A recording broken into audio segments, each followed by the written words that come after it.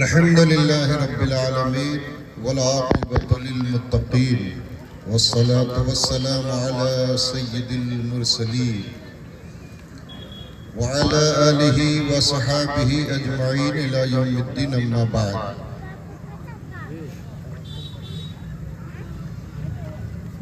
قال رسول الله صلى الله تعالى عليه وسلم: النکاح من سنتی فمن رغب عن سنتی فلیس منی او کما قال. وقال رسول اللہ صلی اللہ تعالی علیہ وسلم: الدنیا كلها متاع وخیر متاع الدنیا المرأة الصالحة. صدق رسول اللہ صلی اللہ تعالی علیہ وسلم. محترم حضرات، حسب روایت اہل سنت آغاز گفتگو سے پیشتر اور پہلے آئیے ہمارا ایک بار مل کر حضور اکرم صلی اللہ تعالی علیہ وسلم کی بارگاہ میں عقیدت اور محبت کے ساتھ ہدیہ درود پاک پیش کریں. اللہم صلی علی سیدنا مولانا محمد وعلی آل سیدنا مولانا محمد. یہ بے وقت کی شہنائی ہے جو میرے مزاج کے بالکل خلاف ہے، چونکہ یہ شادی کی محفل ہے، نکاح کی محفل ہے اور لوگوں کا ذہن و دماغ کہیں اور آتا ہے، اور ایسے موقع پر اگر کوئی فرمائش کر دے تو مجبوراً بادل ناخواستہ اس فرمائش کی تکمیل کرنی پڑتی ہے. بہرحال میرا آقا صلی اللہ تعالی علیہ وسلم نے حدیث پاک میں ارشاد فرمایا ہے کہ نکاح میری سنت ہے. یعنی حضور اکرم صلی اللہ علیہ وسلم کی سنتوں میں سے ایک سنت نکاح بھی ہے. اب نکاح کے بہت سارے اقسام ہیں، اس مختصر سے وقت میں اس وقت کوئی تفصیلی روشنی نہیں ڈال سکتا. نکاح کس سے کرنا چاہیے؟ تو حدیث کریمہ میں اللہ کے رسول صلی اللہ تعالی علیہ وسلم نے فرمایا کہ جس عورت میں 4 خوبیاں ہوں ان خوبیوں کو دیکھ کر کے آپ نکاح کرو.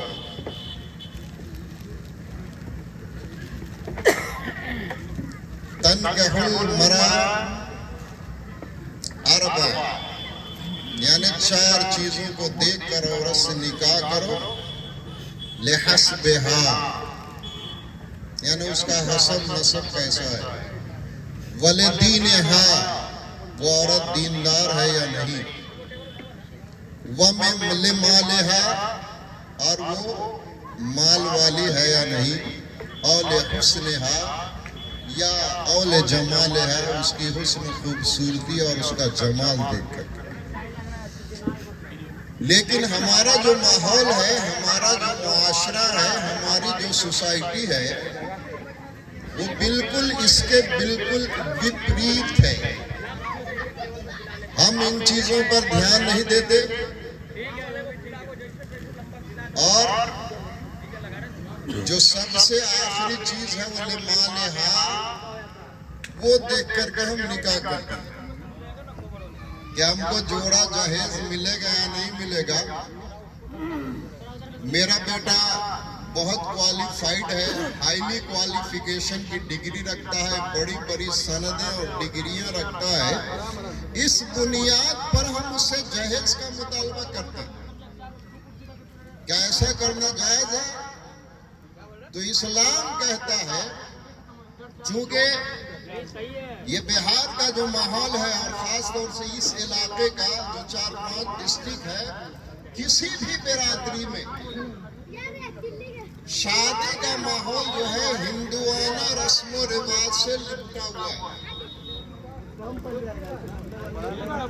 نکاح اس کا نام نہیں ہے، جو ہم خرافات دنیا بھر کا کرتے ہیں، نکاح اس کا نام نہیں ہے۔ شریعت مطہرہ میں فقہ حنفی کے مطابق نکاح نام ہے اس چیز کا کہ لڑکا اور لڑکی ایک دوسرے کو دیکھے اور دیکھنے کے بعد اگر ایک دوسرے کو پسند کر لیتی ہے تو دو عاقل بالغ مسلمان گواہ کے سامنے لڑکی اگر یہ کہہ دے کہ میں نے اپنے آپ کو تمہارے حوالے کیا، سپرد کیا، مرد نے کہا میں نے قبول کر لیا، اسی کا نام ہے شریعت میں نکاح۔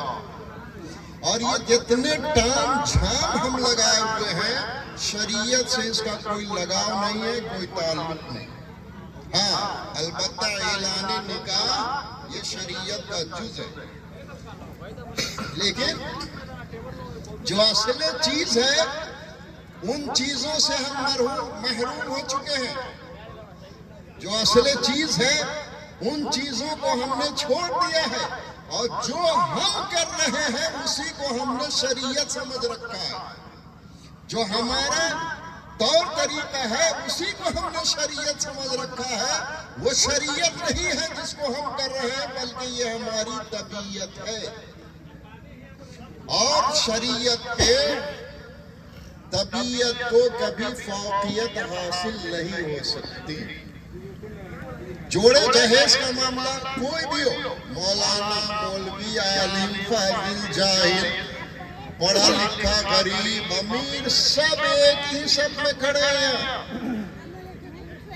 یہ نہیں کہا جا سکتا کہ فلاں نے لیا فلاں نے نہیں لیا۔ میں اس کو ہرگز نہیں مان سکتا جو میں معاشرے میں دیکھ رہا ہوں۔ مولانا ہے، اس کے ہاں بھی جوڑے جہیز کا رواج ہے، مفتی ہے، اس کے ہاں بھی جوڑے جہیز کا رواج ہے، ایک پڑھا لکھا ہے، اس کے ہاں بھی جوڑے جہیز کا رواج ہے، ایک نہ پڑھا لکھا ہے، اس کے ہاں بھی جوڑے جہیز کا رواج ہے۔ غریب، امیر، مالدار سب اسی میں ملوث ہیں۔ ہم ہوئے کہ تم ہوئے کہ میر ہوئے، سب اسی زلف کے اسیر ہوئے۔ اور سنیے، شریعت اسلامیہ میں جوڑے جہیز کا مطالبہ کرنا اس کو رشوت کہا گیا ہے، رشوت۔ اور حدیث میں میرے آقا نے ارشاد فرمایا، الراشی والمرتشی کلاہما فی النار، رشوت لینے والا اور رشوت دینے والا دونوں جہنم کا حقدار ہے۔ میں کہتا ہوں کہ اگر کوالیفیکیشن کی بنیاد پر، تعلیم، سند اور ڈگری کی بنیاد پر جہیز کا مطالبہ کرنا جائز ہوتا تو سب سے زیادہ جہیز کا حقدار حضرت علی کو ہونا چاہیے تھا۔ حضرت علی کے بارے میں آقا نے ارشاد فرمایا، انا مدینۃ العلم وعلی بابھا، میں علم کا شہر ہوں، علی اس کے دروازے۔ سبحان اللہ۔ حضرت علی کو جہیز میں کیا ملا؟ میرے آقا صلی اللہ علیہ وسلم نے اپنی بیٹی حضرت فاطمہ کو جہیز میں کیا دیا؟ اگر نہیں معلوم ہے تو علماء سے معلوم کیجئے، تفصیل کا وقت نہیں ہے۔ اور وہ بھی کس نبی نے؟ اس نبی نے کہ جنہوں نے ارشاد فرمایا کہ میں یہ سامنے جو کھڑا ہوا پہاڑ نظر آ رہا ہے، اگر میں اس کو اشارہ کر دوں تو میرے پاس وہ سونے کا پہاڑ بن کر چلا۔ وہ نبی اپنی بیٹی کو جوڑے اور جہیز میں کیا دیا؟ دنیا جانتی ہے۔ آج لوگ اپنے بچوں کو اسلامی تعلیم و تربیت نہیں کرتے۔ عورت اپنے شوہر کے گھر جاتی ہے اور مالدار گھرانے کی رہی تو وہ گھر سسرال کا کام کرنے کے لیے تیار نہیں ہوتی۔ مگر وہ نبی جو ساری کائنات جس کو اللہ نے جس کو مالک و مختار بنایا تھا، ان کی بیٹی فاطمہ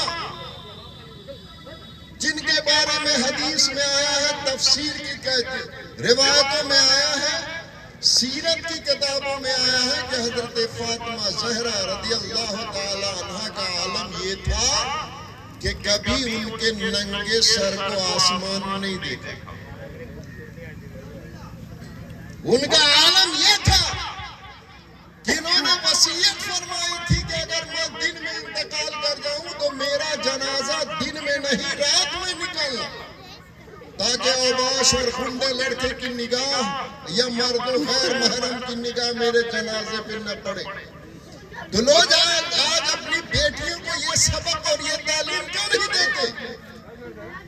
چاہتے ہی سسرال میں لڑنا جھگڑنا، نہ ایک وقت کی نماز، نہ سسر کا ادب، نہ ساس کا ادب. وہ یہ طے کر کے جاتی ہے کہ ہم کو وہاں حاکم بن کے رہنا ہے، حاکم بن کے. اور آج کا معاشرہ جو میں اپنی نگاہوں سے دیکھ رہا ہوں، میں ابھی بس میں گاڑی سے آ رہا تھا، ہمارے عثمان رہبر صاحب، حافظ ابوالکلام صاحب سے میں یہی کہہ رہا تھا کہ آج کل عورتیں کیا سمجھتی ہیں؟ کمائے گا مرد اور مالک رہوں گی میں. دن بھر محنت اور مزدوری اور باہر شہروں میں جا کر مشقت کرنا مرد کا کام ہے، اور حاکم بننا اور سارے پیسے پر اپنا حق جتانا یہ عورت کا کام ہے. جبکہ قرآن نے کہا ہے الرجال قوامون علی النساء، مرد عورت پر حاکم ہے. مگر ادھر کا معاشرہ ایسا ہے کہ حاکم مرد نہیں ہے بلکہ حاکم عورت بن چکی ہے.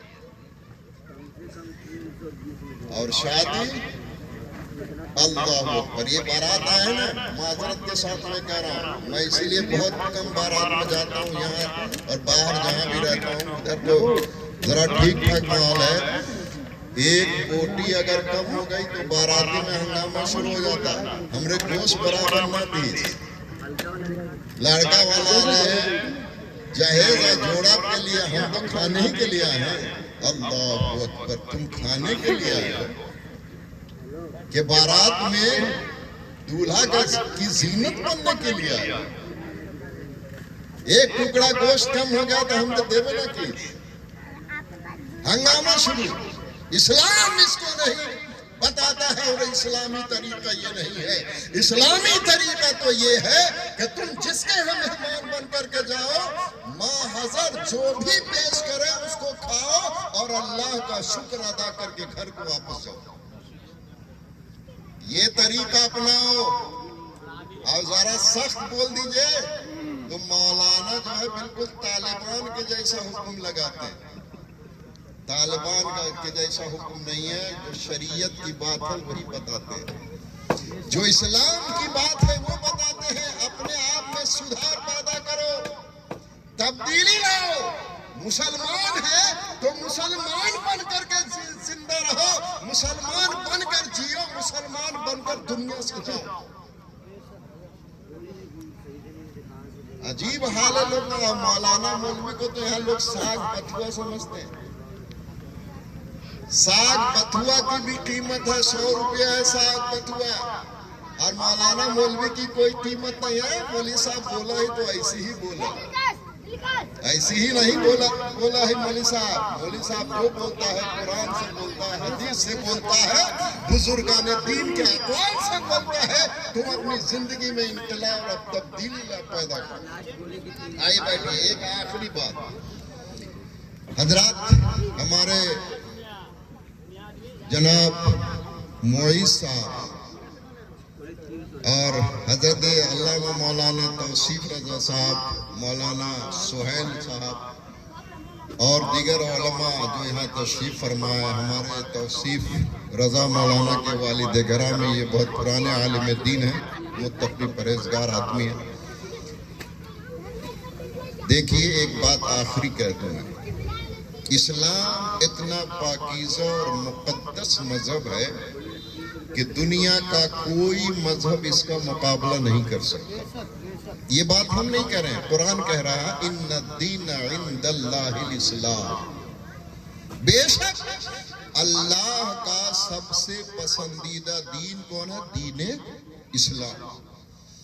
یہاں نکاح کے لیے ہم لوگ آئے، لڑکا بھی اجنبی، لڑکی بھی اجنبی، لڑکا کا بھی کوئی رشتہ نہیں، لڑکی کا بھی ان سے کوئی رشتہ نہیں. لیکن دیکھیے اسلام میں جیسے ہی قاضی صاحب نکاح پڑھائیں گے اور کہیں گے بیٹا کہو قبل تو میں نے قبول کیا، اور نوشا نے جیسے کہا قبل تو میں نے قبول کر لیا، اور نوشا کے والد، نوشا کے نانا، نوشا کے دادا، نوشا کے خالو، نوشا کے پھوپھا، ان کے جتنے خیش و اقارب ہیں صرف لفظ قبل تو کہتے ہی لڑکی کے پورے رشتہ دار ہو گئے. یہ ہے اسلام کی طاقت. اور سن لیجئے، اسی طرح زندگی بھر آدمی کفر کرتا رہا، اللہ نے توفیق دی، کلمہ پڑھ کر مسلمان ہو گیا. جیسے ہی اس نے کہا لا الہ الا اللہ محمد رسول اللہ، نہ اس پر نماز فرض تھی، نہ روزہ فرض تھا، نہ حج فرض تھا، نہ زکوٰۃ فرض تھی، نہ عبادات و ریاض فرض تھے. لیکن جیسے کلمہ پڑھ لیا تو اسلام کے سارے احکام متوجہ ہو گئے.